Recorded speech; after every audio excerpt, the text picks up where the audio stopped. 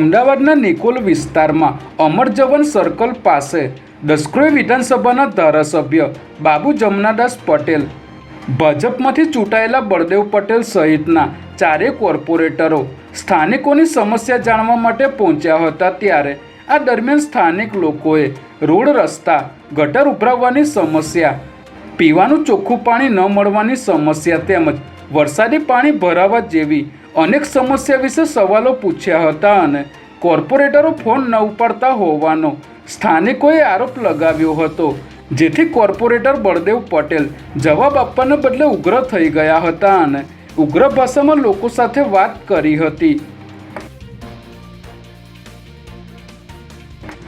અમદાવાદના ઝાંસીની રાણી BRTS stand પાસે car ચાલકે બે યુવકોને 100 ફૂટ સુધી ફંગોળતા બંનેના મોત નીપજ્યા હોવાની ઘટના સામે આવી છે, જેમાં રાત્રિના 1:30 વાગ્યાની આસપાસ અકરમ કુરેશી અને અશફાક અજમેરી નામના યુવકો એક્ટિવા પર નહેરુનગરથી શિવરંજની તરફ જઈ રહ્યા હતા. તે દરમિયાન પૂરપાટ ઝડપે આવેલી બ્રેઝા કારે બંનેને ટક્કર મારતા એક્ટિવા BRTS રેલિંગમાં ઘૂસી ગયું હતું. આ ગમખ્વાર અકસ્માતમાં બંને યુવકોના મોત નીપજ્યા છે. ત્યારે એન ડિવિઝન ટ્રાફિક પોલીસે ગુનો નોંધી કાર ચાલક રોહન સોનીની ધરપકડ કરી છે.